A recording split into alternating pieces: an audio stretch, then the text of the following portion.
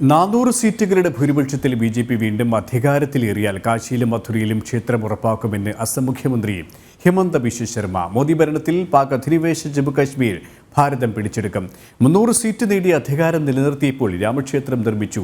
വാഗ്ദാനങ്ങൾ BJP പാലിക്കുമെന്നും ഹിമന്ത ബിശ്വ ശർമ്മ വ്യക്തമാക്കി. വിവരങ്ങളുമായി ഡൽഹിയിൽ നിന്നും ജിഷ്ണു കൃഷ്ണൻ ചേരുകയാണ്. ജിഷ്ണു, വീണ്ടും 400 സീറ്റുമായി അധികാരത്തിലെത്തിയാൽ കാശിയിലും മഥുരയിലും ക്ഷേത്രം ഉറപ്പാക്കും എന്നടക്കമുള്ള കാര്യങ്ങൾ തന്നെയാണ് അസം മുഖ്യമന്ത്രി ഹിമന്ത ബിശ്വ ശർമ്മ വ്യക്തമാക്കിയിരിക്കുന്നത്. പ്രധാനമായും മറ്റെന്തൊക്കെ കാര്യങ്ങളാണ് അദ്ദേഹം വിശദമാക്കിയത്?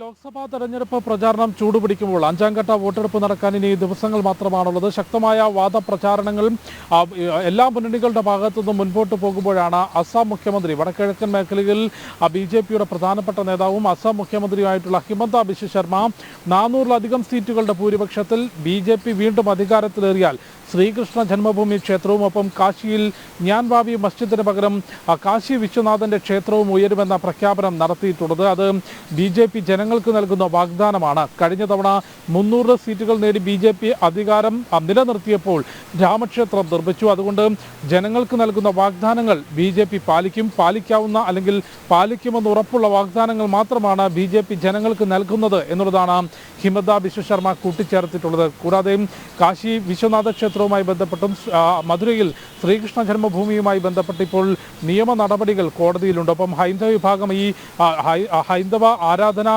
കേന്ദ്രമായി ഈ പ്രദേശങ്ങളെ പൂർണ്ണമായും വിട്ടു നൽകണമെന്ന് കാലങ്ങളായി ഉന്നയിക്കുന്നതുമാണ്. ഈ രണ്ട് പുണ്യഭൂമികളിൽ ക്ഷേത്രം ഉയരും. 400-ലധികം സീറ്റുകളുടെ ഭൂരിപക്ഷത്തിൽ വീണ്ടും BJP അധികാരത്തിലേറിയാൽ ഈ പുണ്യഭൂമിയിൽ ക്ഷേത്രം ഉയരും എന്നുള്ള പ്രഖ്യാപനമാണ് ഇപ്പോൾ ഹിമന്ത ബിശ്വ ശർമ്മ നടത്തിയിട്ടുള്ളത്. ഒപ്പം പാക് അധിനിവേശ ജമ്മു കാശ്മീർ ഭാരതത്തിന്റെ ഭാഗമാകുമെന്ന പ്രഖ്യാപനം കൂടി ഹിമന്ത നടത്തിയിട്ടുണ്ട്. BJP അല്ലെങ്കിൽ മോദി സർക്കാർ പാക് അധിനിവേശ ജമ്മു കാശ്മീർ പിടിച്ചെടുക്കും എന്ന പ്രഖ്യാപനമാണ് ഹിമന്ത നടത്തിയിട്ടുള്ളത്. ഇതിന് സമാനമായ പ്രഖ്യാപനം കഴിഞ്ഞ ദിവസങ്ങളിലെല്ലാം തന്നെ തുടർച്ചയായി കേന്ദ്ര പ്രതിരോധ മന്ത്രി രാജ്നാഥ് സിംഗും ഒപ്പം ആഭ്യന്തരമന്ത്രിയും അമിത്ഷായും ഉൾപ്പെടെയുള്ളവർ പാക് അധിനിവേശ ജമ്മു കാശ്മീർ ഭാരതത്തിൻ്റെതാണ്, അത് ഭാരതത്തിൻ്റെതാകും എന്നുള്ള പ്രഖ്യാപനം നടത്തിയിരുന്നു. രാജ്നാഥ് സിംഗ് ആകട്ടെ ആ ഭൂപ്രദേശം പാകിസ്ഥാൻ്റെ അധിനിവേശം നടത്തിയിട്ടുള്ള, പാകിസ്ഥാൻ കൈവശപ്പെടുത്തിയിട്ടുള്ള ഭൂപ്രദേശം അന്നും ഇന്നും എന്നും ഭാരതത്തിൻ്റെതാകും.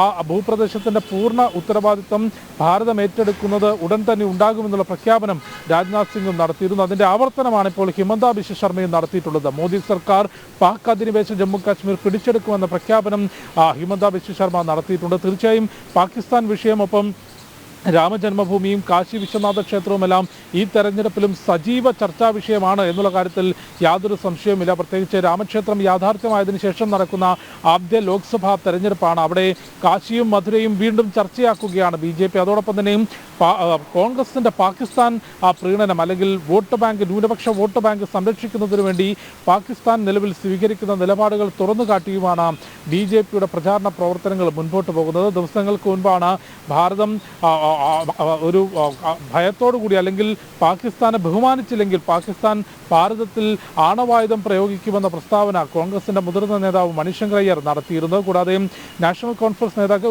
ഫാറൂഖ് അബ്ദുള്ളയും ജമ്മു കാശ്മീരിൽ സമാനമായ പ്രതികരണം നൽകിയിരുന്നു. അതിനെ തിരിച്ചടി കേന്ദ്രമന്ത്രി രാജീവ് ചന്ദ്രശേഖർ ഉൾപ്പെടെയുള്ളവർ നൽകുകയും ചെയ്തിരുന്നു. പാകിസ്ഥാനെ ഭയപ്പെടാൻ ഇത് പഴയ ഇന്ത്യയിലെ, ഇത് മോദി ഭരണത്തിലുള്ള പുതിയ ഇന്ത്യയാണ് എന്നുള്ളതായിരുന്നു രാജീവ് ചന്ദ്രശേഖറിന്റെ പ്രസ്താവന. ഏതായാലും 400-ലധികം സീറ്റുകളുടെ ഭൂരിപക്ഷത്തിൽ BJP ഭരണ തുടർച്ച നേടിയാൽ കാശിയിലും മഥുരയിലും ക്ഷേത്രം ഉയരുമെന്നും പാക് അധിനിവേശ ജമ്മു കാശ്മീർ ഭാരതം പിടിച്ചെടുക്കുമെന്നുമാണ് അസം മുഖ്യമന്ത്രിയായിട്ടുള്ള ഹിമന്ത ബിശ്വ ശർമ്മ പ്രഖ്യാപിച്ചിട്ടുള്ളത്. ഡൽഹിയിൽ നിന്നും ജിഷ്ണു കൃഷ്ണനാണ് വിവരങ്ങൾ നൽകിയത്.